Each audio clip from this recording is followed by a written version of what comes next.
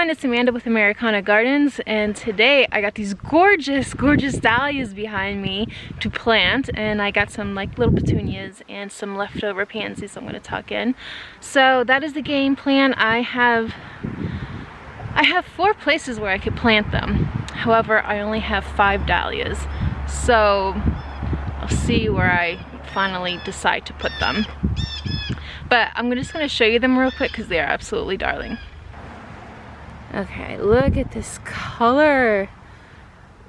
Oh, these dahlias are so pretty. So dahlias are definitely an annual. This is a fresh one coming out. An annual in my area. And you could dig up the bulb before, you know, the ground freezes over and save the bulb and then replant the bulb the following year. But it's just, I mean, it's a little bit of a hassle to do that, but if you only have like a handful of them, and I mean, if you remember the colors, like, I think you'll find the motivation to do so. So we had a cold night, and a lot of these went on clearance at my local Walmart. Like, I originally bought 2 of them a few weeks ago, and they were a total, yeah, they were $6.44. So they don't say what kind of dahlia it is at all, but like there's different varieties, but it's still, I mean, that is just perfection to me. Anyway, they were like $6.50, and then they got marked down to $2. What? $2. So I was like, $2 for a quote-unquote annual, I'll take it. And really, pretty much, it was just because, you know, there was some like damaged, overbloomed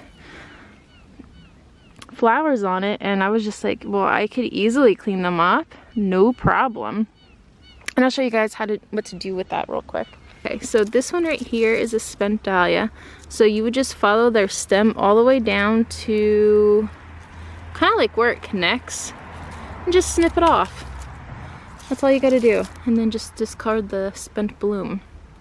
So I was pinching a few of them earlier. I was like, as soon as I see them, I usually pinch them. I just have my pruners out because I was pruning other things, but some of them got a little damaged. That happens too.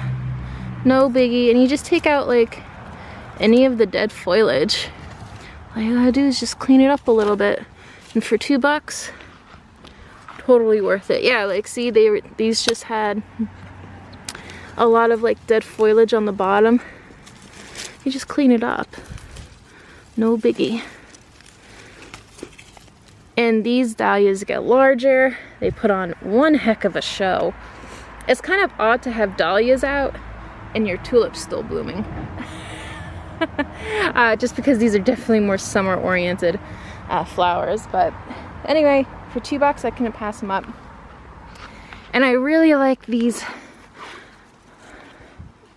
right here, these petunias. I think the color combination with those, that's really pretty.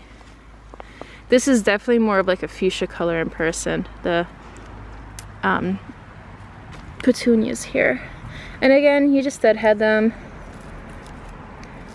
I was thinking about getting like the proven winter ones,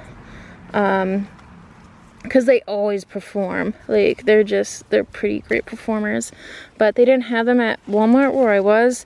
They just had these, and I was like, well, this is gonna be good enough. No problem. So yeah, I pretty much cleaned them. Oh, and I just missed this one, but I'll get that. Yeah, sometimes you could literally just go around and pinch them off. You don't necessarily need a scissor. Just follow it down, the stem down to the main branch. And what happens when you do that, here's another one. What happens when you follow it down, it'll branch out even more, so your plant becomes more bushy. Oh, that one broke off. Oh well. I actually had these in my house for like 2 weeks. Well, the ones that I bought at regular price. And I tell you what, like, I have a bunch of house plants These would be lovely for like house plants during the summer. You just put them in a bowl and put them in a bright window, and they would be lovely. Instead of like cutting them, then bringing them in like most people do, literally just put them in a bigger pot, put them by the window, and let them bloom in your house. Okay guys, we got a little bit of an acrobat going on here. An acrobat show. Look at the little legs. She's like, can I do it? Can I do it? I don't know. You can do it. You guys are so flexible. Oh. Okay, baby. You're like, I'm scared. That's enough for today. That's fine. I definitely know that I'm going to be putting one of the dahlias in this pot right here. It's currently empty, and I just love it next to this little like cart thing. I got that for free. It was on the corner of a block, and it was like, take me, and I was like, okay. So you don't have to tell me twice. But yeah, this is my little barrel pond here. I did not fill it up with water yet, but I will in the coming days, very shortly here. So I got a lot of tulips in here, and I had these beautiful rhododendrons blooming purple. And they just expired. I got this Brunner on here, phlox, some hens and chicks. So, but when the phlox is over, I have some columbines in here. The Brunner will still have that foliage to it, but it will not have those forget-me-not blooms. I do have a still bees, and I think that's a bleeding heart back there. It's a baby. So I will have some color, but not a whole lot. Lots of more like foliage stuff. Like I have heuchera, like a heuchera right in there, and I think I have some, yeah, there's like one kind of hidden underneath those tulips, but it'll get bigger when those tulips die and it gets more exposure. So yeah, I think adding a dahlia right there would be really great and add some nice color throughout the whole year. And then I'm gonna pop some of these pansies dotted around in here.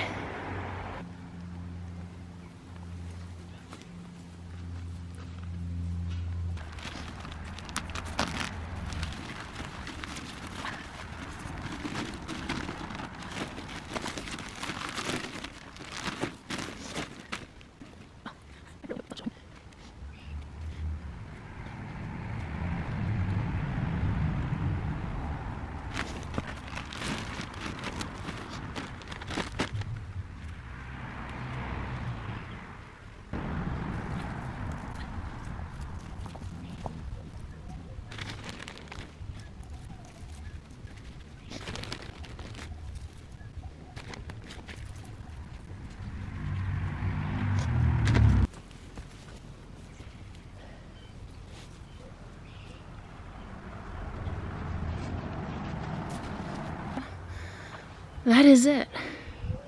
Perfect. It's gonna get bushier too. And Tom just came with my Duncan. Yay!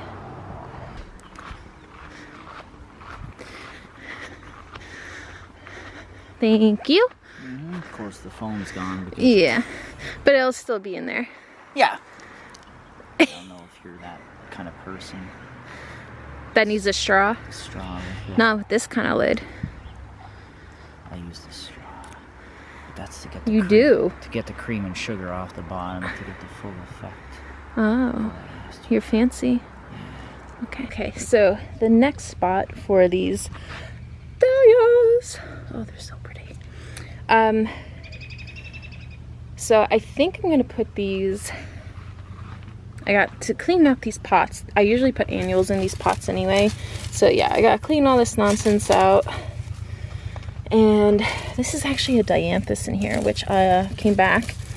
Not all of them came back, but this one did, so I could plant this out in the landscape somewhere. Actually, probably right over where my barrel pond is.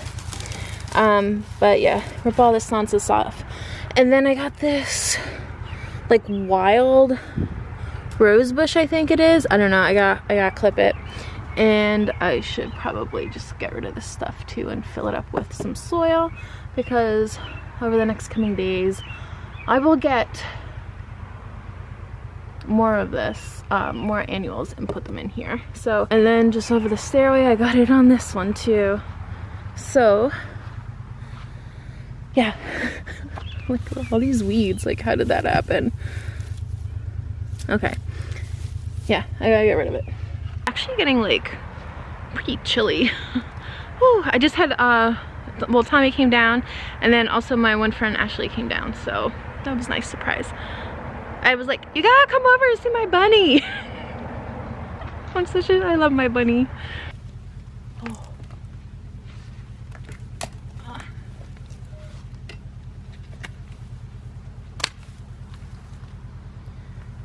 Do y'all see the thorns to that thing?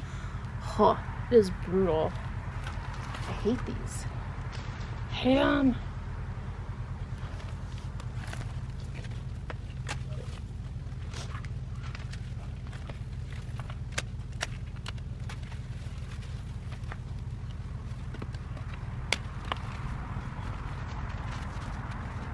I'm getting all those thorns stuck in my glove here.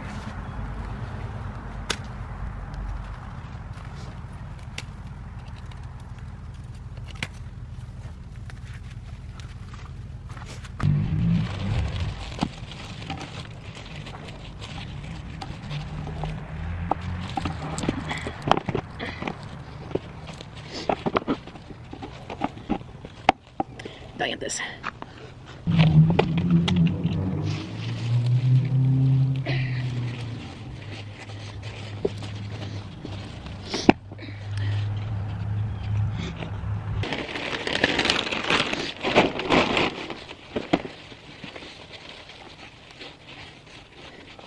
I'm totally loving that.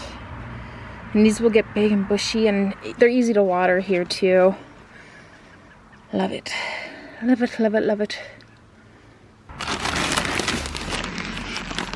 Off to the next one. Luckily, it's not too far. Ha ha ha. Bad joke, I know. I hope these aren't too hard to get out of here.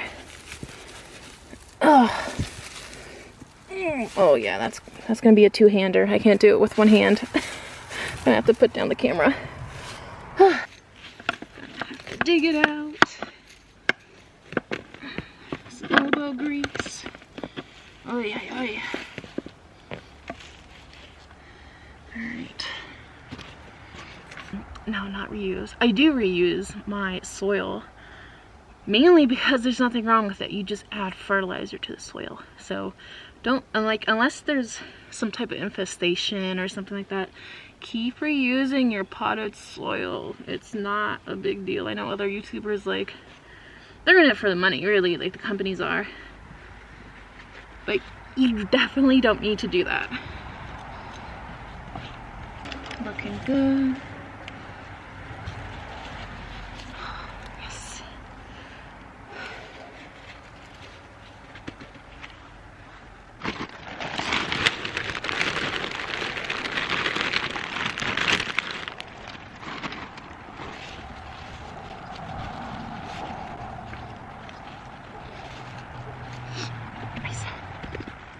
Perfect.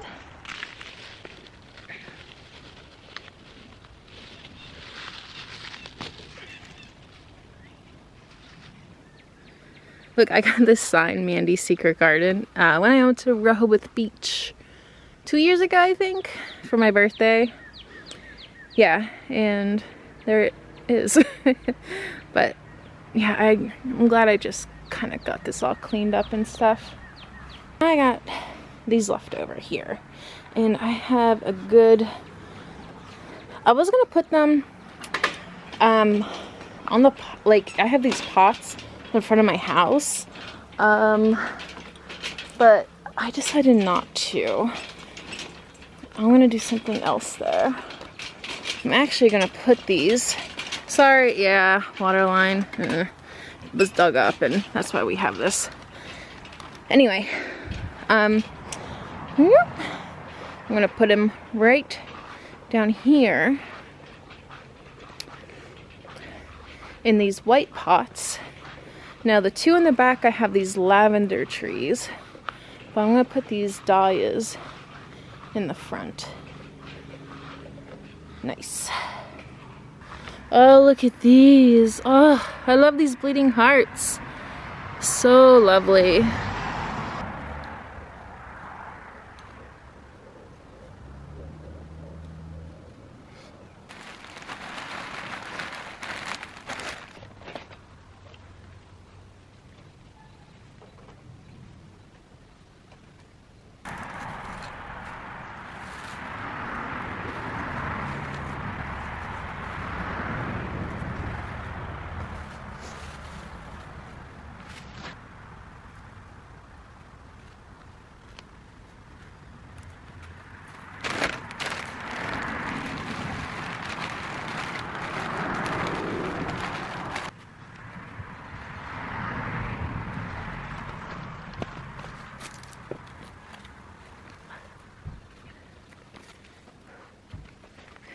Perfect. Alright, so since I'm down here and I got some daylight left, I could do some small things. Cut the dead of the grass down, cut the expired blooms off the hydrangea standards, and I will do the same thing on this side.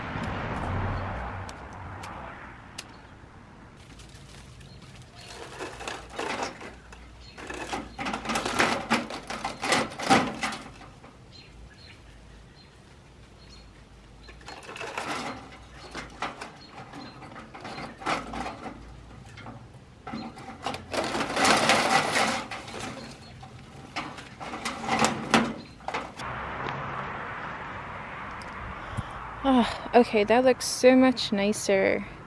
I love those dahlias. Now, there are no more dahlias like that. Got them at Walmart.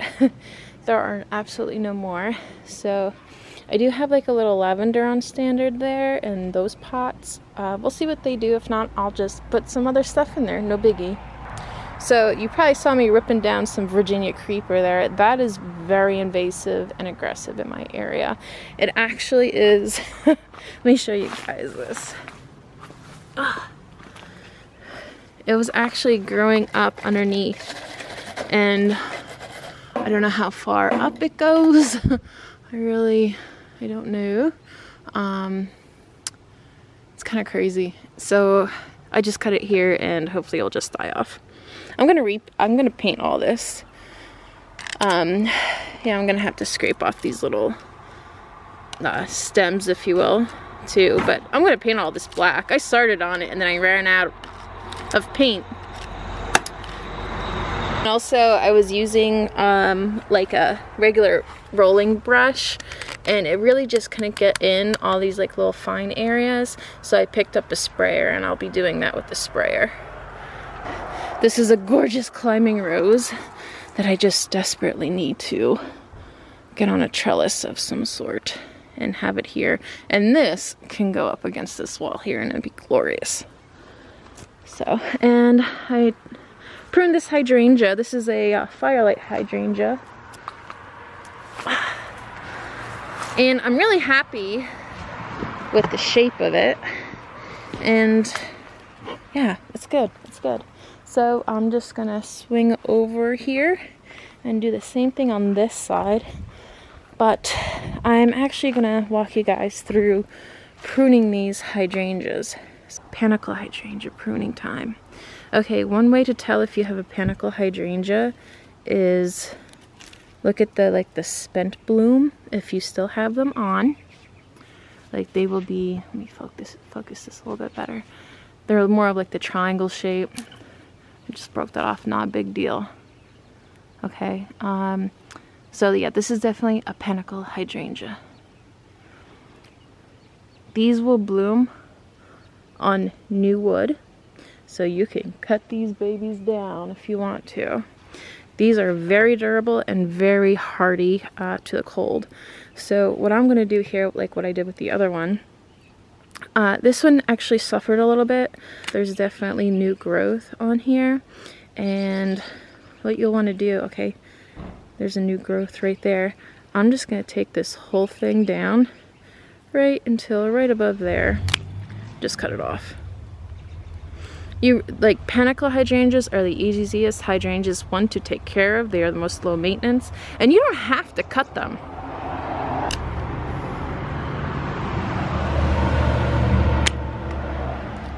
They will still bloom regardless if you cut them or not. It's just most people cut them just to straighten it up, you know, make it look pretty or give it shape, which is absolutely fine.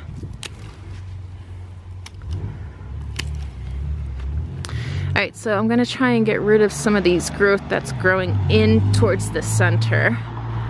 There's no need for them, or any ones that don't have like this little straggly one here. I'm sorry, it keeps wanting to focus on the background. Yeah, just get rid of it.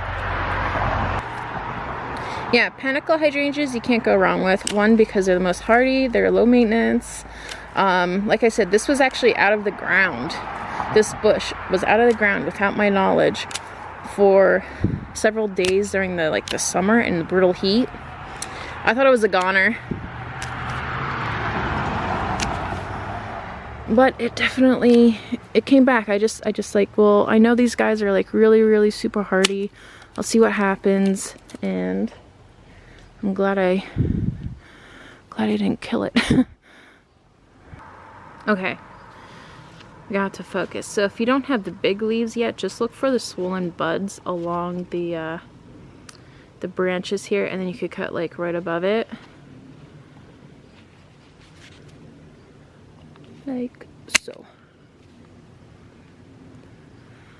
And right here there's a swollen bud too.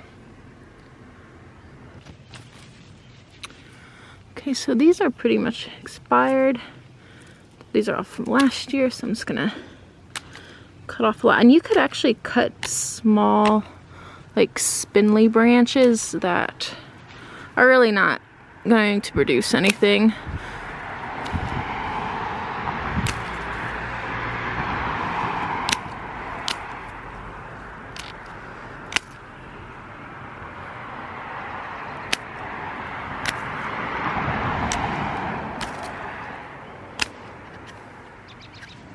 I'm actually just going to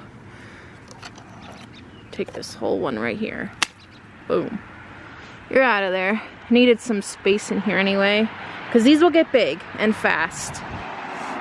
So that's done, and that's a decent shape. It's not as full as that one over there. Again, this one really struggled because it was upheaved in the wind, and I thought it was a goner, but then I saw the buds swell and these leaves come out, and I was like, yes, it survived.